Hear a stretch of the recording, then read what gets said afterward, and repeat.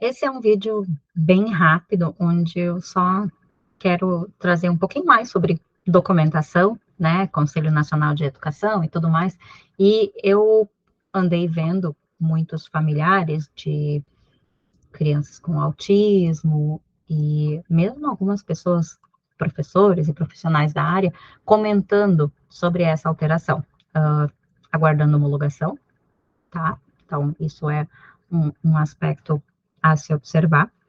Não olhei nos editais para ver como é que está a questão. Ele foi aprovado em 5 de dezembro de 2023, então provavelmente é um documento que vai ser votado, né? Porque todos os documentos do Conselho também precisam ser aprovados. Então, qual é o assunto deste documento aqui? Para quem procurar, é o parecer do Conselho Nacional de Educação, o 50 de 2023, certo? Quem é a comissão que analisou isso aqui? Então, a Amábile Aparecida Pácios, que é a presidente, Sueli Melo de Castro Menezes, é a relatora, Fernando César Capovilla, e Lona Maria Lustosa, não vou conseguir falar, Ferrão de Souza, José Barroso Filho e Tiago Tondinelli, certo? Parecer 50 de 2023. O que fala esse parecer, então, o assunto? Orientações específicas para o público da educação especial, atendimento de estudantes com transtorno do espectro autista, tá?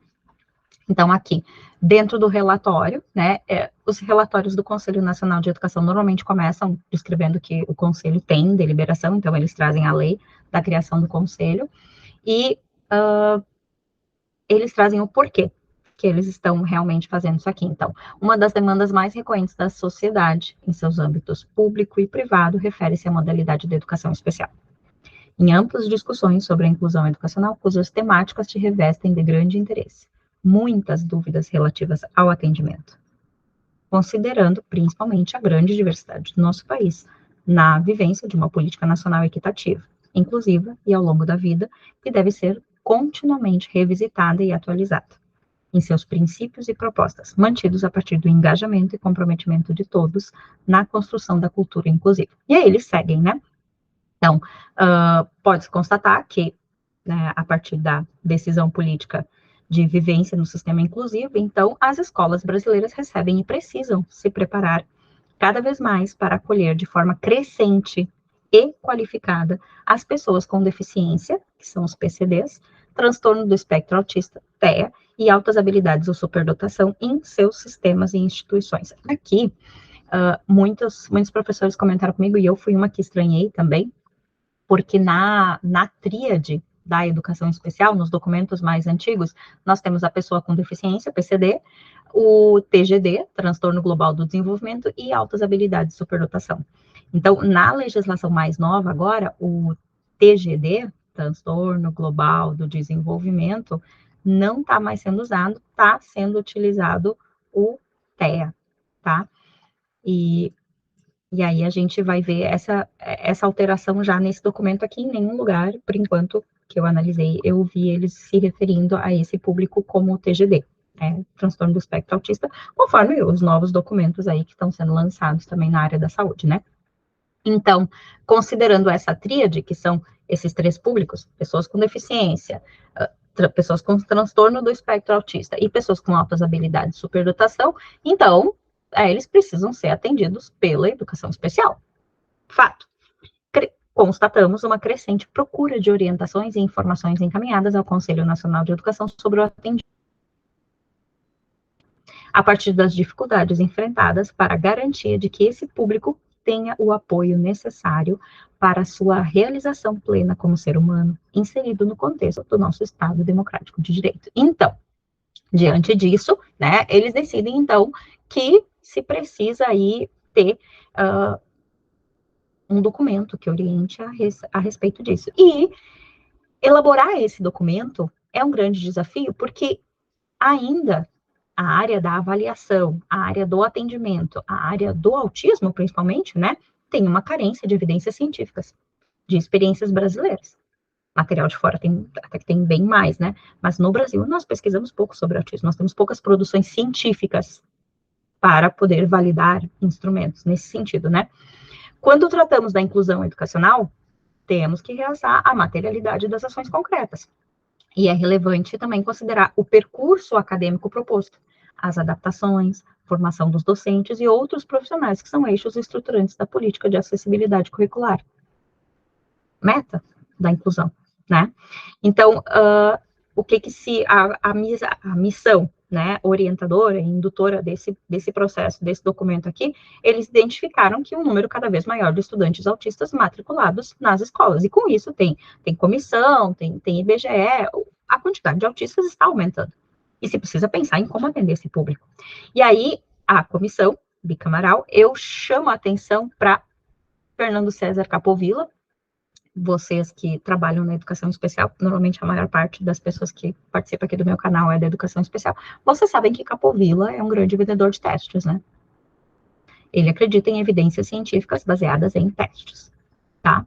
Ele é alguém, tanto que nos outros documentos baseados em evidência científica, o nome dele está sempre junto, né?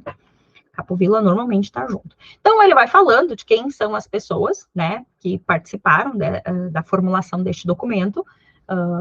Então, a gente tem a Adriane Melo de Castro Menezes, que é doutora em educação especial e tem outras formações, o Barrija Min Aur, que é sociólogo e é ligado ao SENAC, por isso que a gente tem privado e público aí na história, né?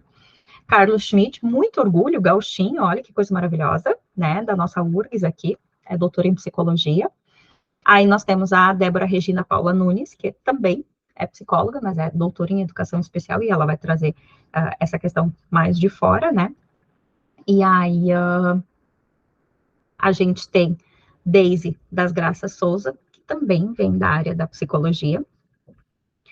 Eduardo Vieira, advogado, e é um advogado que trabalhou com as confederações nacionais e com o pessoal da APAE, muito importante, acho muito importante que tenha alguém da APAE aqui junto, né? A Erenice Natália Soares de Carvalho, que também é psicóloga e também é ligada à Federação Nacional de APAES. A Flávia Marçal, que tem esse viés do direito e das ciências sociais, tá? Nós temos o Francisco Aparecido Cordão, que é graduado em filosofia, pedagogia e teologia, tá? Então, a gente vai ter alguém que vai trazer bem essa área de humanas aqui, e ele trabalhou na Secretaria de Educação, em São Paulo. O Lucelmo Lacerda, que está fazendo pós-doutorado agora em psicologia, é pai de autista, é extremamente engajado e envolvido aí com as questões do autismo, escritor de livros, e tem vários cursos, é vinculado aos cursos do CBI of Miami, né? Então, ele faz parte dos consultores voluntários do Conselho Nacional de Educação. Nassim Chamel Elias, então, que é doutor em educação especial e analista, pós-doutor em análise do comportamento. E aí, quando a gente pensa em análise do comportamento, a gente está pensando em ABA, que é justamente uma das evidências hoje de atendimento, de terapia, de trabalho com os autistas. Muito feliz em ver isso. A estrutura do documento segue. Qual é o objetivo, né? Então, eles vão fazer a revisão dos marcos legais, né? E eles vão pensar, então, sobre as especificidades, as orientações, né? Com relação ao estudante, o direito desse estudante, acesso, permanência, participação, o planejamento educacional, as possibilidades de práticas baseadas em evidências científicas a serem utilizadas, formação e inclusão, certo? E aí, ele vai seguindo, e eu gosto muito da forma como o documento foi escrito, porque é um documento de fácil leitura, tá? E é um documento muito direto, não perderam muito tempo, não. Tem alguns pareceres do conselho, às vezes são bem, não gosto muito de ler, mas esse aqui tá muito bom. Os educadores, familiares e sociedade civil em geral, ao mergulharem no detalhamento dos aspectos acima descritos, dispostos nesse anexo, considerarão que o TEA é um transtorno do neurodesenvolvimento que nos impele a suplementar. Suplementar. O que é suplementar? É dar a mais. Dar a mais. Dar além. As estratégias de comunicação, principalmente. Por quê? Porque esse é um domínio que pode ser totalmente diferente para os autistas. A comunicação é uma das principais características onde a gente consegue identificar a criança autista, né? Por trás da comunicação é um dos primeiros aspectos que os médicos e as famílias, os professores identificam. Pessoas com transtorno do espectro autista também podem apresentar comportamentos que dificultam os processos de aprendizagem, porque eles podem ser autolesivos, se machucar, heterolesivos, machucar os outros, ou com comportamento que concorre com as atividades de estudo que exijam concentração e que devem ser identificados e planejados, visando maximizar a aprendizagem. Por quê? Eles fazem hiperfoco. E às vezes, por ter um hiperfoco, fica difícil fazer as atividades da forma rotineira, como os outros alunos em sala de aula. Então, eu acredito que esses parágrafos iniciais precisam ser, assim, colocados muito em destaque. É importante. É necessário ter ciência de que essas condições associadas às possíveis barreiras, e ele vai trazer depois no documento o que são as barreiras, o que são os obstáculos, para a oportunidade de igualdade de uma pessoa com um transtorno do espectro autista com aquelas comunicacionais, atitudinais ou tecnológicas, são alguns dos principais desafios para o Conselho hoje. Como definir essas atividades se cada pessoa com autismo é tão diferente? Ele traz isso, ó. Cada pessoa é única. Mesmo que tenha o mesmo laudo, o mesmo parecer médico, que tenha o mesmo CID, um autista é completamente diferente com o outro. E a terapia de um não é a terapia do outro. Então, quando o professor diz, eu tive 5 autistas e funcionou, com o sexto não funcionará. Talvez funcione com o sexto, talvez não funcione com o sétimo.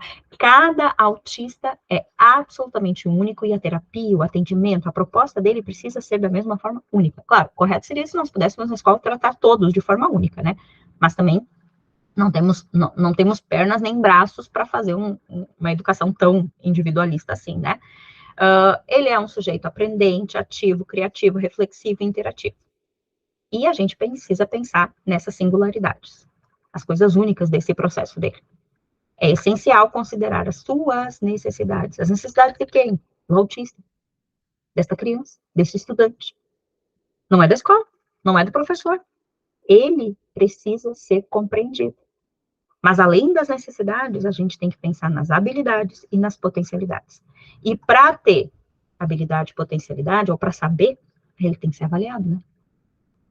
E aí o documento segue falando sobre o que se espera da educação especial, e aí ele traz, então, qual é o propósito desse grupo de trabalho e dessa comissão. O propósito deste documento é apresentar uma trilha orientadora que valorize o elemento mais fundamental de suas aprendizagens, os interesses. Então, neste documento, ele traz essa afirmação de que o interesse deste estudante precisa ser colocado em primeiro ponto para que a gente consiga fazer a educação dele. É por meio da exploração dos interesses e motivações potencializadas pelas práticas pedagógicas adequadas, que amplia as probabilidades dos indivíduos com transtorno do espectro autista a se engajarem nos processos de ensino. Para ter engajamento, eu preciso partir dos interesses. E aí ele traz toda a legislação, né, traz a parte da Constituição Federal. Eu marquei aqui algumas legislações, não vou puxar todas elas, porque eu disse que ia ser um vídeo rápido, eu adoro lei, né, mas eu não vou puxar todas elas. Sugiro que quem está fazendo o TCC, ou quem está querendo estudar a história da educação especial, este documento tem todo o caminho, tá?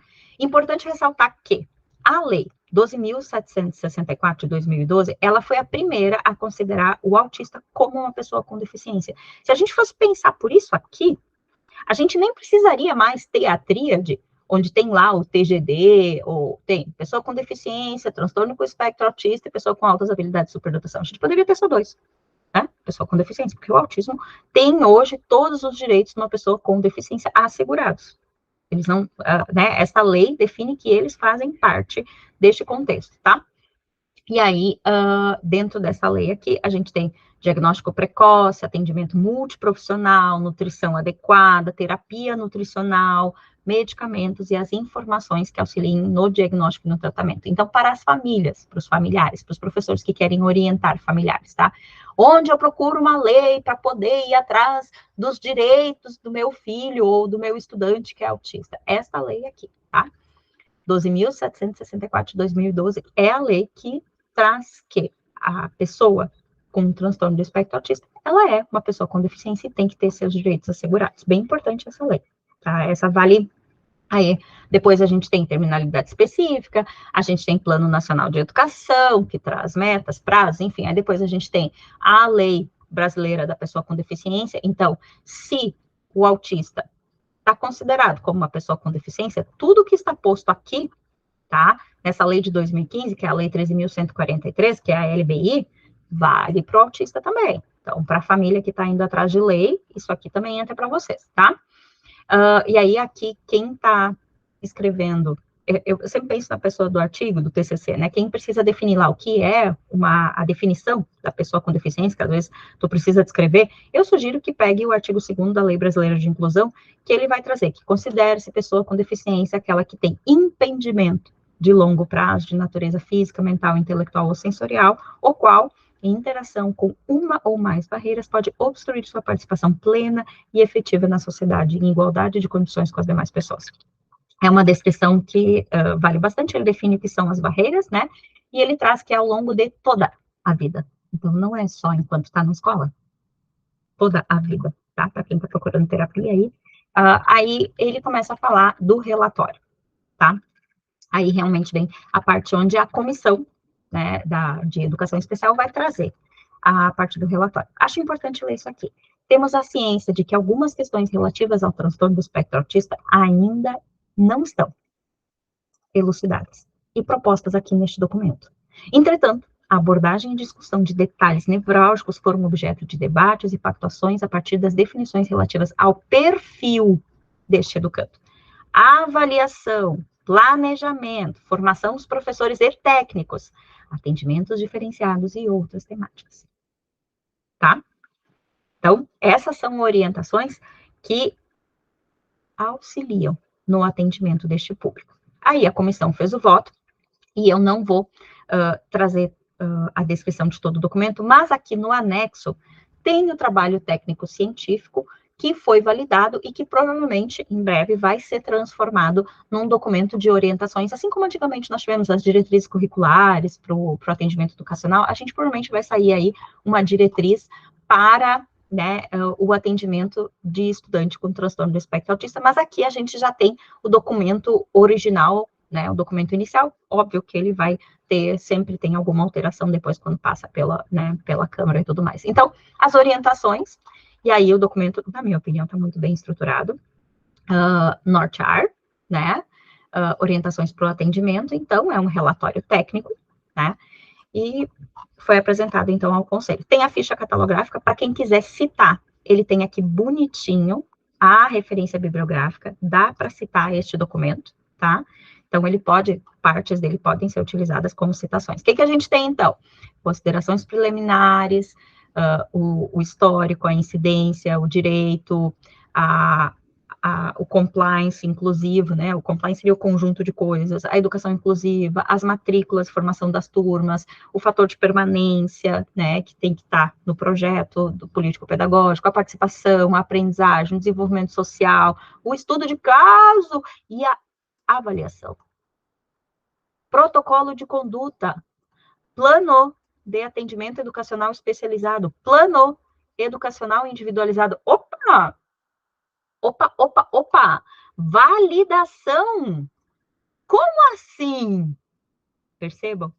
Programas de ensino, programas de adaptação, de avaliação e programas de atividades.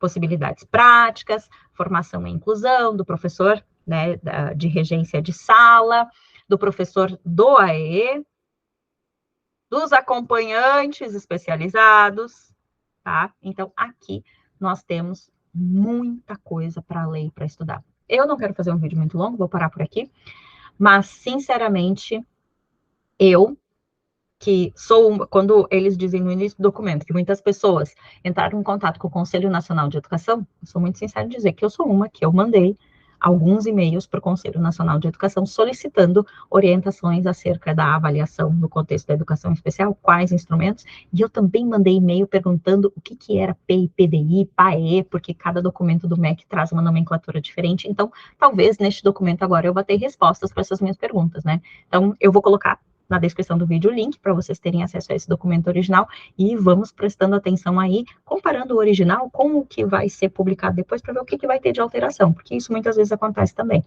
Alguns termos, algumas palavras como necessário, obrigatório, pertencente, às vezes muda alguma coisinha, a gente precisa ter bastante atenção aí, certo? Beijo. Vamos estudando. Educação especial é isso, é nunca parar.